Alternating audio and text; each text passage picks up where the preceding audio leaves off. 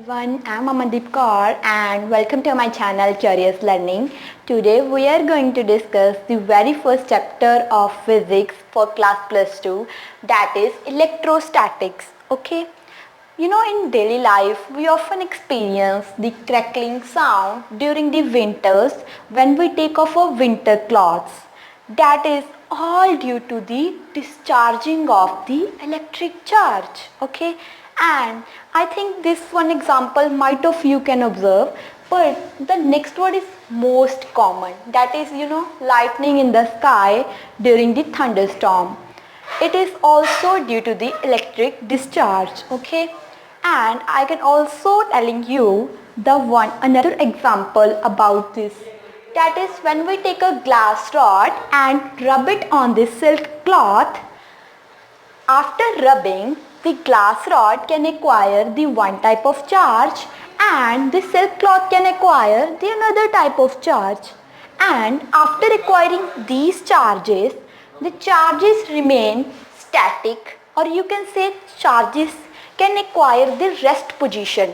They are not able to move further from one body to another body. Okay, and as we know, the charges can generate the electricity. So these static charges can generate the static electricity.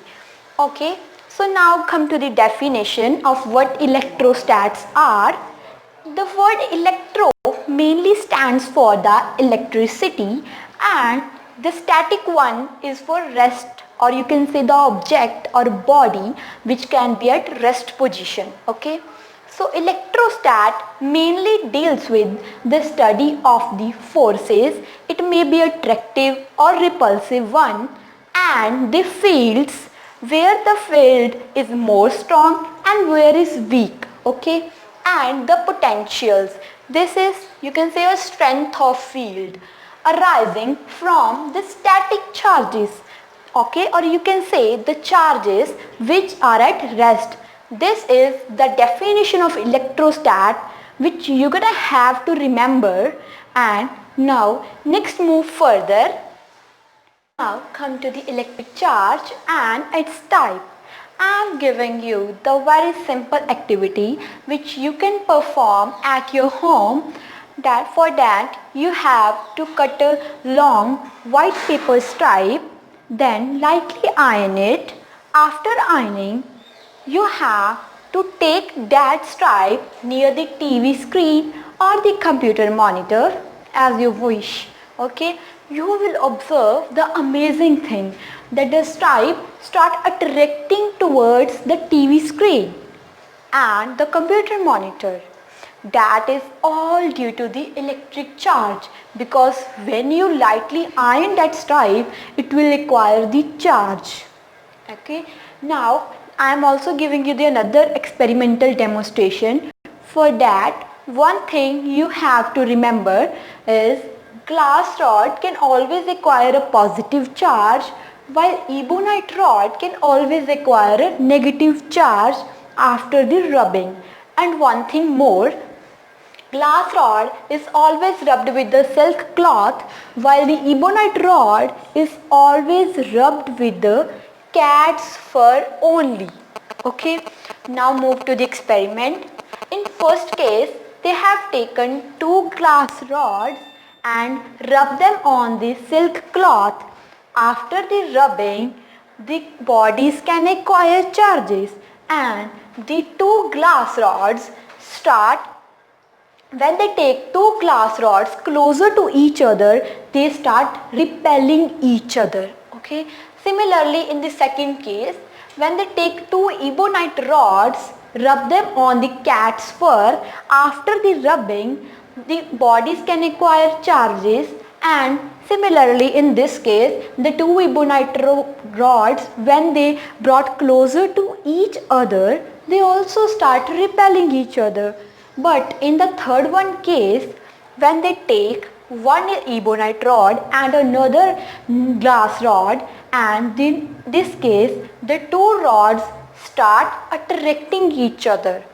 After this experiment, the American scientists Benjamin Franklin led to the many conclusions, and he concluded that there are two type of charges. One may be a positive and another may be a negative. Okay, and also giving us a three main points. The first one is like charges start repelling each other. They charging like repel each other, which you can observe in the first and the second case. Okay, and from third case you will conclude that the unlike charges start attracting each other. And how will we differentiate between the like and the unlike charges? There is a property which is called the polarity of charge, by which we will able to know that whether a body is positively charged or a negatively charged. Now, if a body can acquire a charge, the body is called charged or electrified body. Now move to the experiment again. As we know, then we take two bodies, rub them each other. After rubbing, they will acquire the charges opposite to each other. Now, the point is how long these charges will remain in its position. To understand this, they have taken one glass rod and rub them it on the silk cloth. After the rubbing, as we know, they can acquire the charges opposite to each other.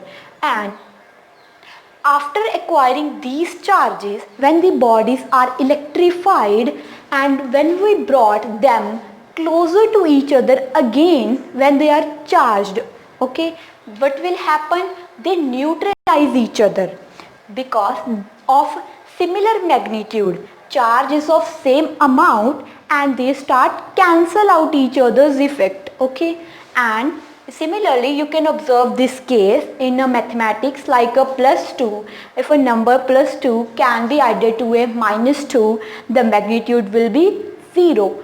Similarly in this case, the net charge on the system after the rubbing will come out to be 0. In this experiment, we are using the leaves of gold. This is suggested by the name of that experiment. And what electroscope is? It is mainly a device used to detect whether the body can acquire a charge or not. Okay. Now come to the apparatus or experimental setup of this experiment. For this, you have to take a glass jar like this and kept a vertical metal rod into that jar, and you have to attach the two gold leaves to the bottom end of that metal rod, and a metal disc is placed on the top of that rod. Okay, this is the experimental setup. Now come to the procedure. You have to take a body near the metal disc. What will happen when a body come in contact with the disc? The body metal disc start the charge flowing to the metal rod, and in turn they flows to the gold leaves. After the gold leaves can acquire charge, what will happen? They start diverging each other. How? Because we have taken only one single body in this experiment, and we know the single body can acquire one type of charge only. It may be a positive one or a negative one.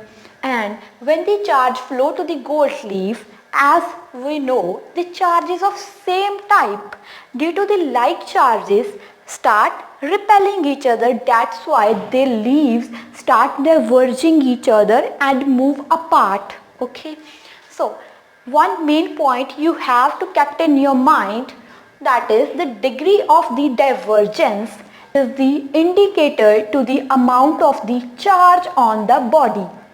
More will be the divergence of that leaves, more will be the charge on the given body. Okay, because they are directly proportional to each other. Now, to understand how electroscope work, you can perform a simple experiment at your home. Okay, you have to take a white long stripe of white paper long stripe, then you have to mark a point half into that stripe. After marking that point, you have to lightly iron that stripe.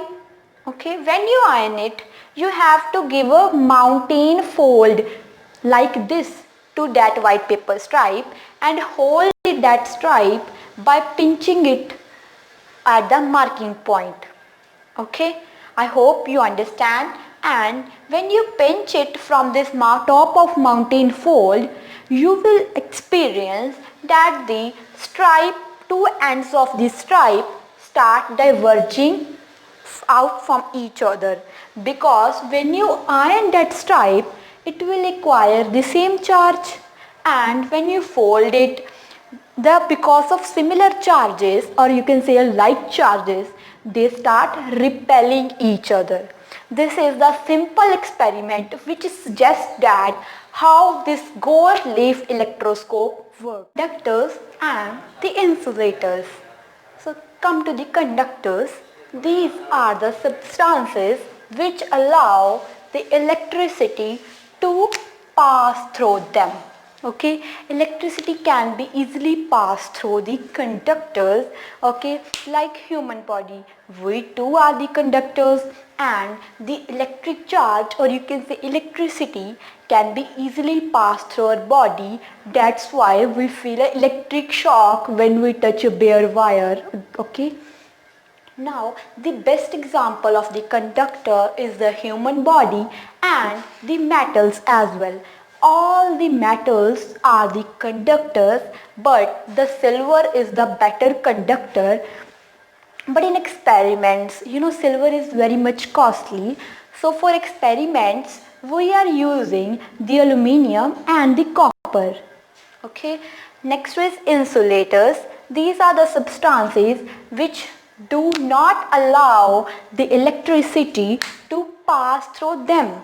Okay, and they offer very high resistance to the flow of electricity. And wood is the best example of the insulator, and all the non-metals are the insulators.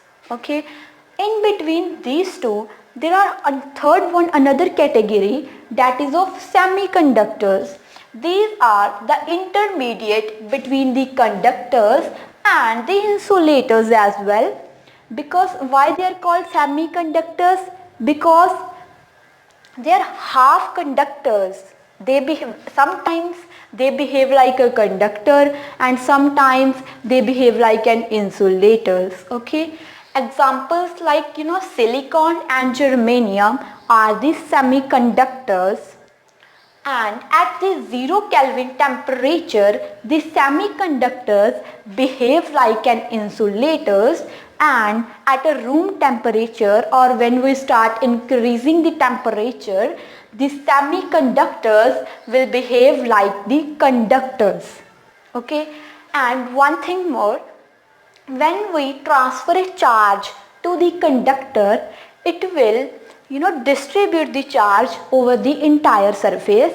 For example, when we touch a bare wire, we feel an electric shock, because the charge and the electricity is spread over the whole body. Okay, but in case of the insulators, charge will not spread on the entire surface. It will remain on the one position only. Okay, this is the conductors, insulators and the semiconductors.